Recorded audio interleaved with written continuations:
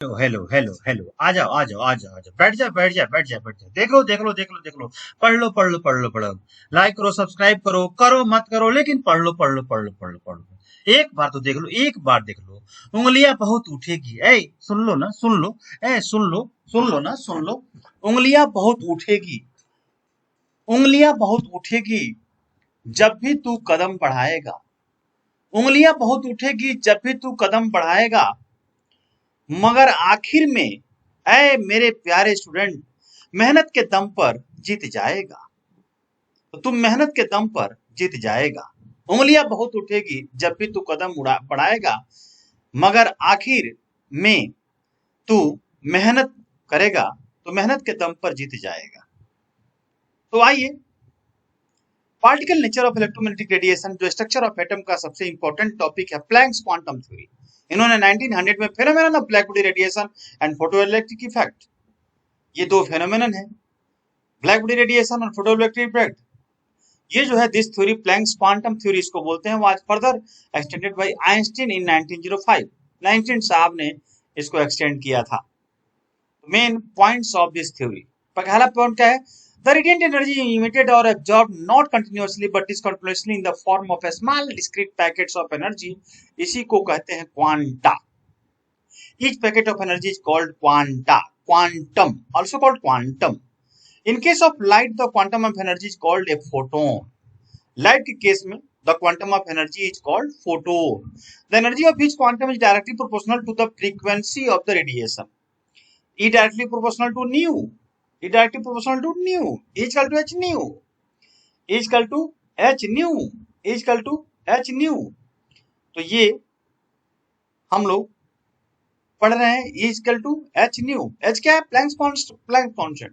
Planck's constant की value है 6.6 10 minus 34 joule second. तो इसको आर्ग में लिखना हो 6.6 10 minus 27 आर्ग second.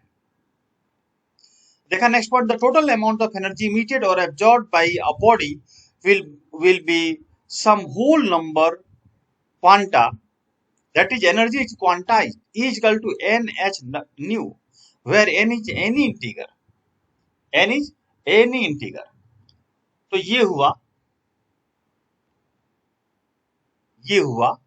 Topic, limitations of Planck's quantum theory. Planck's quantum theory, अब देखिए इनका प्लैंक्स क्वांटम थ्योरी का क्या लिमिटेशन है? Planck's could not explain the quantization of energy, इनका ये लिमिटेशन है। अब आइए, dual nature of electromagnetic radiation क्या है? The explain of phenomena like reflection, refraction, diffraction etc, light has been considered as a wave, whereas explain the photoelectric effect, Einstein considered it to be made up of tiny particle called photons, जो आपको पहले बताया जा चुका है। photons क्या है? Light is a kind of radiation, kind of radiation exhibits dual behavior, that is waves as well as particle behavior, such a wave like as well as particle like nature. Radiation is known as dual nature of electromagnetic radiation। आइए एक question करते हैं इसी पे, calculate the frequency and energy of a photon of radiation having wavelength 6000 angstrom. तो frequency क्या है? Nu equal to C upon lambda होता है, सी अपॉन लेम्डा। सिम की वैल्यू कांस्टेंट होती है 3 न्यूटन पर पावर 8। अब इसको भी मीटर पर सेकंड, इसको मीटर कन्वर्ट करने में एंगस्ट्रॉम को मीटर में 10 पावर -10 होता है, मीटर को कन्वर्ट करने में -10 होता है।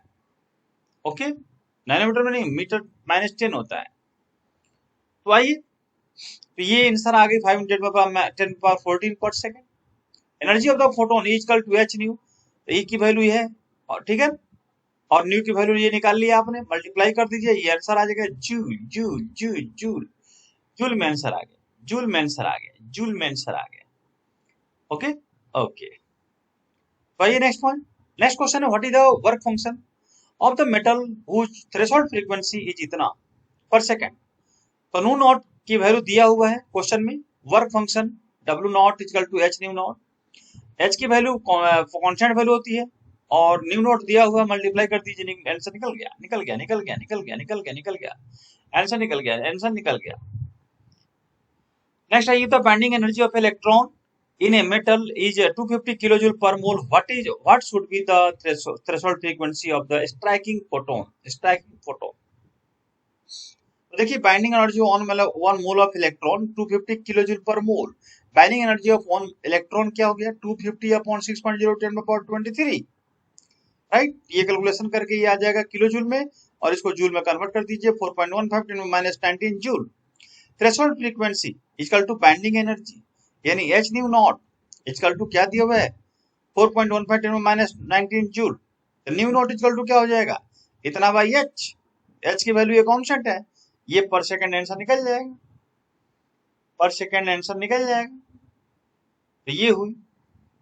अब आइए next, calculate the maximum kinetic energy of photoelectrons emitted when a light of frequency 2 × 10⁻16 Hz is irradiated on a metal surface with threshold frequency nu naught equal 8.68 × 10⁻15 Hz। h equal to h nu not plus K formula होता है, तो k equal to क्या हो जाएगा h new minus new not.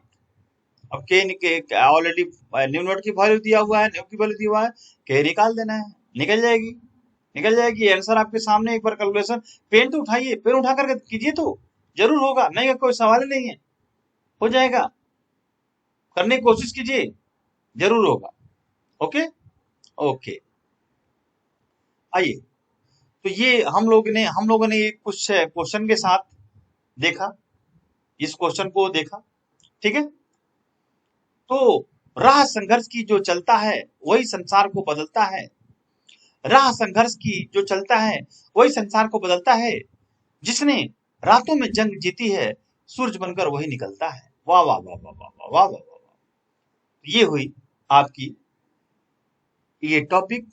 तो कुछ numerical आपके सामने मैंने ये रखा, फ्रीक्वेंसी एनर्जी की न्यूमेरिकल रखा, ये आपको limitations of Planck's quantum theory हो गई। तो ये मेन जो हमारा पॉइंट्स ऑफ दिस थ्योरी हो गई, किसकी, particle nature, Planck's quantum theory, Planck's quantum.